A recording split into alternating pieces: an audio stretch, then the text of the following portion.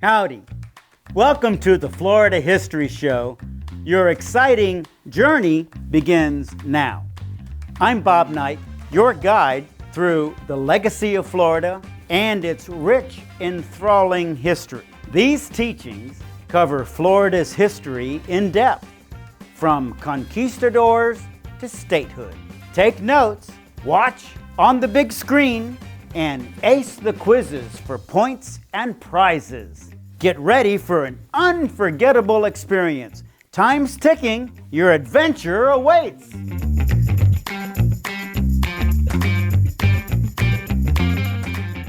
Why did we make you drive all the way to Tallahassee for this meeting? Wouldn't Orlando have been more centrally located? I mean, why here in old Appalachian Indian Territory? Why is Tallahassee here? Well, you're here because of this building. This is your state's first Capitol building, and it was the meeting place of the 3rd and 4th Legislative Council in 1824 and 1825. Well, in 1824, this is where democracy began in Florida. Now, they needed a place to house their meetings, but why a shack here in Tallahassee? Only Indians lived here at the time, Seminoles and Creeks. Not a single attendee of the meeting lived anywhere near here. This Capitol building was built as a compromise. It was a neutral meeting place and a way to unite East and West Florida. So this is the history of our state. Florida fact number 1.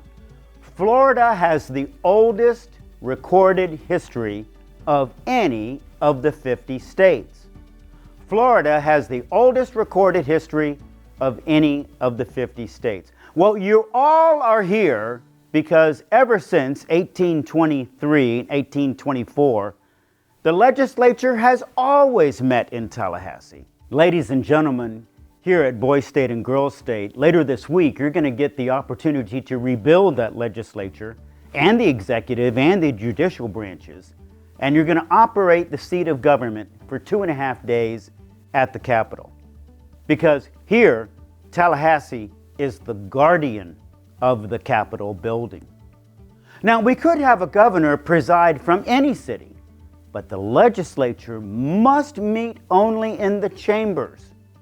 And the Florida legislative chambers are here in the Capitol, in the city of Tallahassee. So when you meet to discuss the issues of Florida and Boys State in the new chambers, think about the guys who first met in this crude log cabin amidst the mosquitoes, the oppressive heat, and the confused Seminoles looking through the open windows to try to hear the strange goings-on. But we're getting ahead of ourselves. Tallahassee's fate is tied to Florida's beginnings. So, what European country first discovered continental United States? It wasn't Columbus. Columbus went to his grave thinking he had found a new chain of islands in the Far East or the Indian Ocean. No, it was this guy. Easter, 1513. Juan Ponce de Leon was the 39-year-old governor of Puerto Rico at the time, who first happened upon this peninsula with his 3-ship expedition in search of an island that happened to have rejuvenating waters, or the alleged fountain of youth. That's right. Continental North America was actually found by accident. He was looking for the fountain of youth, but he stumbled on a whole new continent that no one actually knew about. They thought it was an island. In fact, and you should write this down, Florida fact number 2. Florida was Europe's first frontier in North America. Florida fact number 2, Florida was Europe's first frontier in North America. Now, you wouldn't know that just from reading the typical American history textbook, including some used in your high schools and middle schools, because According to the most widely known accounts, Western civilization arrived in our country with the landing of the English at Jamestown in 1607 and at Plymouth Rock in 1620. But by that time, 1620, Florida had long since been explored and settled, and the Spanish city of St. Augustine was already 50 years old. Now, Juan Ponce de Leon landed further south than most textbooks tell us. It was controversial. Was it the first coast or was it further south? I think it was further south based on the mapping from his logs and more modern navigation from 30 or 40 years ago. We now know that Juan Ponce de Leon made his landfall at or near Melbourne Beach or Satellite Beach. In fact, Satellite Beach in Brevard County has a high school, and Satellite Beach High School is only 2 blocks from that coast. At least one of you watching this right now is from Satellite Beach High School. And I know that from a wing in your building, it is probable that what you see from the second story is pretty much the same view that Juan Ponce saw when he landed. So, what you need to know is that you live in a sacred place. And when you go back to Satellite High School, you should tell everybody that they live in a sacred place, because that is where Florida began, right outside your school. And so who named Florida? Juan Ponce de Leon named it La Florida, the flowery land. But it wasn't because of what he saw when he landed. The beach looks pretty much like it does now. Mangroves, lots of sand, sandbars, not much else. No. It was named La Florida because of the Festival of Flowers, the traditional Spanish Easter celebration in honor of the Catholic Church. It was Easter time in 1513, and they wanted to honor Spain and Easter by naming the land something they could agree on and they could all be proud of. Juan Ponce, with his 3 ships, then sailed around the Florida Keys, and then after that made his second stop to Charlotte Harbor. He was granted permission to organize a second voyage to La Florida, and so in 1521 he set out again with 200 men and women in hopes of finally founding a colony on the new La Florida, also in Charlotte Harbor. But the Calusa Indians he encountered were hostile from the very beginning, and within days of arriving, the entire group was forced back into the Gulf. Juan Ponce de Leon was hit in the thigh with a poisoned arrow, and he died in July 1521 on his way back to Havana. So the famous explorer, the one who sailed with Columbus, the Lion of Spain, one of the most famous Spaniards in the world, was the first of many to die trying to colonize Florida. Now remember, this is 1521. So in the next 60 years, 6 expeditions, 5 of them Spanish, 1 French, either traversed or attempted to settle Florida. And they couldn't do it. Well, of course, there was Juan Ponce de Leon, who we've already met. And then Panfilio de Narvaez was the next guy in 1527, whose expedition was devastated by a hurricane. And of his 600 men, he lost 300 of them at sea. 300 of his guys were lost at sea in a hurricane, and they had no idea it was even coming. And then there was Hernando de Soto, who you've heard of, in 1539, who we will discuss in a minute. And then Luis Castro Barbastro in 1549, the Dominican priest and pioneer Spanish missionary who wanted a non-violent approach to settling Florida. He landed near Tampa, but he was dragged from his small boat by hostile Indians and beaten to death with clubs. So, he didn't colonize Florida either. And then there was Don Tristan de Luna in 1559, who had the largest of the unsuccessful attempts to settle in Florida. He came up from Havana with 11 ships and 1,500 men. He landed in Pensacola, and he was determined to make it successful this time. They had plenty of experience. 1,500 men. They landed at Pensacola, but it proved to not be sustainable. So, still, there was no permanent colony. Like Narvaez, another hurricane killed hundreds of his men. So they evacuated under the best terms that they could, but still no settlement. We're talking nearly a half a century. And then there was the French guy, Jean Ribault. Anybody here from Jacksonville? There was Jean Ribault High School in Jacksonville.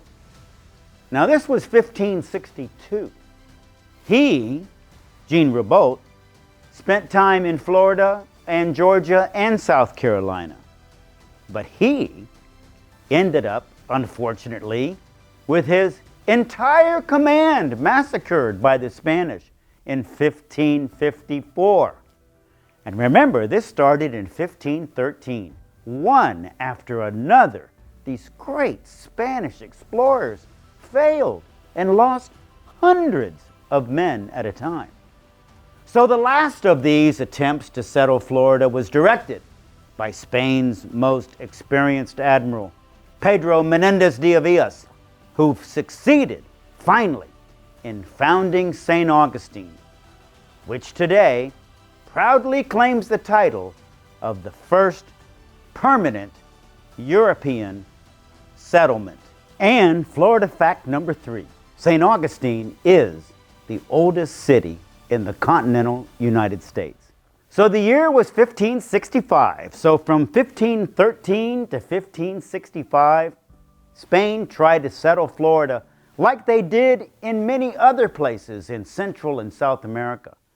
But they all failed until Pedro Menendez de Avila finally founded St. Augustine. Well, by the time the Pilgrims came ashore at Plymouth, St. Augustine was already in need of urban renewal. That's how old it was compared to the colonies to the north. And get this, write this down. Except for 21 years of British rule, St. Augustine would salute the flag of Spain for more than 250 years. St. Augustine would salute the flag of Spain for the next 250 years, except for 21 years of British rule. Florida fact number 4. Not until the year 2025 will the American flag have flown over Florida as long as did the flag of Spain. Florida fact number 4. Not until the year 2055 will the American flag have flown over Florida as long as did the flag of Spain. Well, the first 50 years were pretty rough for the Spanish before the first successful settlement. Some great and gallant Spanish admirals and explorers are buried here in Florida. The Spanish had great success in Central and South America, conquering the Aztecs and living in their splendor. They easily conquered the Incas in Peru and gained all of their wealth.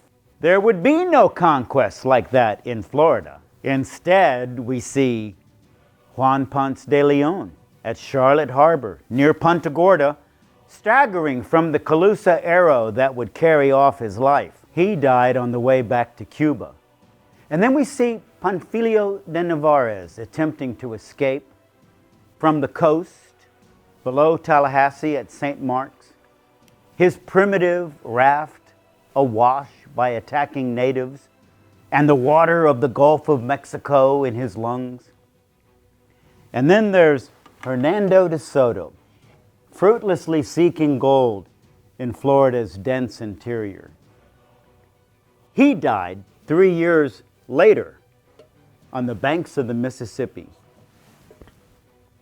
In fact, evidence of DeSoto's conquistadors are found all over this state. This thing is really heavy. It's about the weight of a shot put. Think 8 pounds. But keep in mind, these were really good soldiers.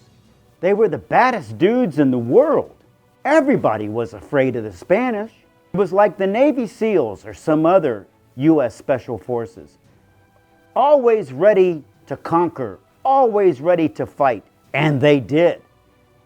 These guys, the conquistadors, had just polished off the Incas just a few years before the big press into Florida. And DeSoto, by coincidence, was the deputy commander and the spearhead of Francisco Pizarro's forces all throughout South America. So DeSoto knew what he was doing. And for that accomplishment, DeSoto was awarded the governorship of Havana, which was the prize command of Spain's entire Caribbean. He would launch his exploration of Florida from Havana Harbor. Now, I didn't know if you all could tell, but this is really heavy armor. It always had a feather in it because if you're an officer or if you're really important, you always had a feather in your hat. Even Juan Ponce de Leon's hat had a feather in it, his rather primitive hat. So in order to put this thing on, they would have a skull cap. Anyone see these before?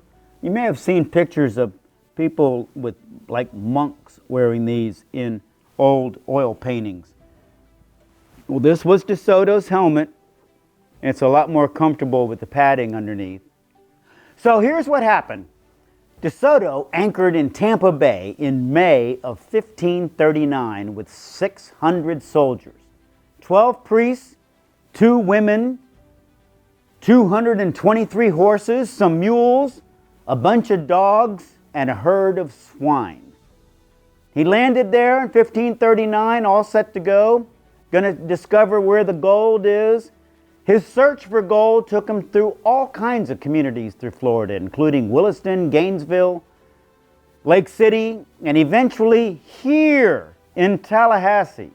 It was like he came up 75 and turned left onto I-10 just like many of you did to get here. And in Tallahassee, less than 2 miles east of the capital, DeSoto and his men passed the winter of 1539-1540 on the highest ground that DeSoto could find, on one of the 7 hills of the downtown area overlooking the old Appalachia fields. And there was America's first Christmas celebration. DeSoto, in 1539, celebrated America's first Christmas. Well, DeSoto and his mighty force landed in Tampa Bay at the mouth of the Little Manatee River, well into the bay. Now that's actually near Apollo Beach, or Ruskin, if you're familiar with the Hillsborough County area. That's on the east side of the bay. Now he didn't land in Manatee County near Bradenton, which is where DeSoto Park is located. The reason DeSoto Park is in Manatee County is because Manatee County had land donated to it to create the park. And it's a really nice celebration if you get a chance to go. But it's not because of where he landed. He didn't land at Bradenton. He landed further east of that at the Little Manatee River.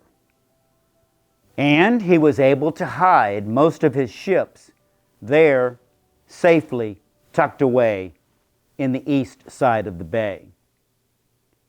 And then he went north, and he left a small contingent of his men to take care of the ships.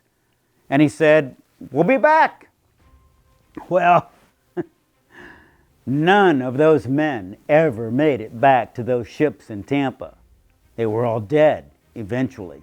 Scratch one more conquistador to the ravages of Florida's interior. What a terrible time the Spanish had trying to settle Florida. And De Soto treated the native people he encountered here with incredible cruelty, like he did the Incas in South America. It was no wonder that they resisted him almost everywhere he went, with bows and arrows. And most importantly, De Soto's men left behind contagious diseases, which slowly began to decimate the Indian populations. These were the tribes of the Apalachicola, the Calusa, the Timucua, and they would all be gone by 1600 or 1650. Well, through the first Spanish period, the first period of Spanish rule, a period that lasted 250 years, all the way up to 1763, the Spanish relied on Havana and Mexico City for their subsistence. They were not very good farmers. They were soldiers. Although they did learn some things from the local tribes who taught the Spanish how to grow maize and wheat and beans and pumpkins in the scorching sun, they began to grow tobacco and cotton, the Spanish way back then, which became major food crops. Now, many people thought that tobacco and cotton weren't grown here in Florida until the antebellum years. But the Spanish were growing it long before the British planted it throughout the South. The Spanish were also the first to bring cattle to Florida. First to bring cattle anywhere in America. What modern location was once known as La Chula? Anybody know? La Chula. Sound it out. Listen. La Chula, Alachua. Alachua County is where Gainesville is, near present-day Gainesville. A thriving cattle industry developed in the 1600s. Now, they would drive those cattle to the St. Johns River at Palatka, cross by flatboat, where the fresh meat was sold to merchants, and the hides were tanned and shipped back to Europe. And today, Florida still ranks second in the United States in beef cattle population. Florida ranks number 2 among all other states for its population of cattle, of beef cattle. We've always been a big cattle state, and it seems we've always been that way thanks to the Spanish. Things are going pretty well in Florida until we get up to 1761.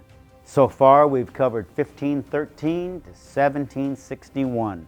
So, to the north, in 1761, France and England were competing to occupy the larger part of the continent. French fur hunting territories were pushing eastward from the Mississippi and the Great Lakes, while British farmsteads were moving westward from the Atlantic. In the inevitable collision, which we now call the French and Indian War, also part of the bigger 7 Years' War, but the French and Indian War is most popularly the way it's known in the United States. At the time, Spain kind of sat on the sideline as much as it could, and they worried about British domination over the entire continent. And so they said, well, we can't let that happen. God knows what will happen to us if Britain takes over the eastern part of the United States. Florida could be in jeopardy. And so the Spanish threw their lot in with the French in 1761. And who won that war? That's right, the British won it. The English won the war. It turned out to be a disastrous decision for Spain because England quickly and easily seized Havana. How could that be, they thought. In turn, Spain had to sacrifice Florida in a trade. And so now the British move south, and they take Cuba, and the Spanish lose Florida. Well, the French, of course, lost much more, including Canada, and all of its North American territories. So now the British set up shop here, and the first thing they did was set up 2 new colonies. To the east, there was East Florida, with its capital at St. Augustine, and West Florida with its capital at the old port of Pensacola. West Florida, its own tiny colony, extended all the way to the Mississippi River. Now this map you're looking at shows East and West Florida where the dividing line was, and these are 2 bona fide British colonies, the same as Virginia. So let me ask you this.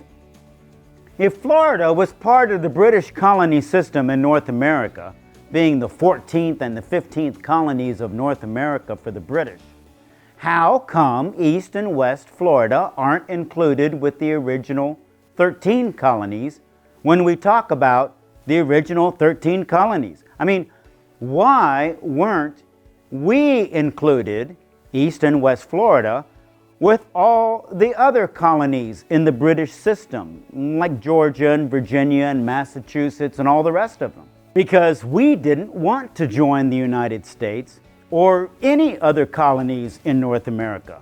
We wanted to stay loyal to the British, to Mother Britain, to our king.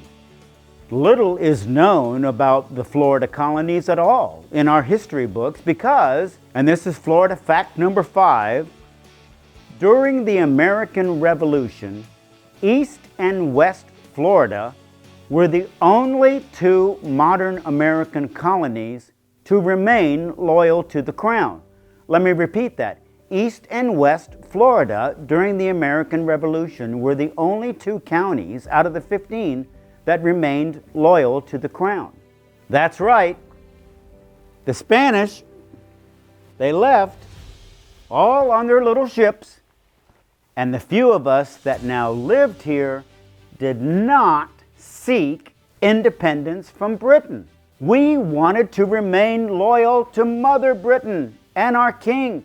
King George, after all, was our king. We were the Tories who were loyal to Parliament and the British Crown. And during the Revolutionary War, St. Augustine and Pensacola were 2 loyal refuges for visitors and loyal British subjects coming from the colonies to the north. The British, during the American Revolutionary War, were Florida's first tourists from the Northeast. During the Revolutionary War, St. Augustine was a particularly happy place for drunken British soldiers on leave. It was a disorderly garrison town, and there was a guy by the name of James Grant from Scotland, and he was given the rank of civil British governor in St. Augustine. And this is the hat of the royal governor. Notice all the stuff on the sides. This hat is called a tricorn. There's lots of fringe on it, denoting his status. Probably no one else in town had a hat with all this stuff on it, except the British governor, so that everyone would know when he walked down the street who the British governor was. And so he wrote in his log and in his letters back to Britain, to Parliament and the king, about how things were going there in the Florida colonies. He wrote, "Luxury and debauchery reign here in St. Augustine. Quote, there is not so gay a town in all of America as this place at present. The people here are full of music and dancing mad." Well, during Grant's first year in office, 1776, 1777, Grant's household guests and he had consumed more than 236 gallons of rum and 216 gallons of wine and 519 bottles of beautiful Portuguese port. So, if you wanted to have a party in 1776, you'd go to his house, because that's where the action was in Florida during the Revolutionary War. So, In 1777, Grant sailed home to England.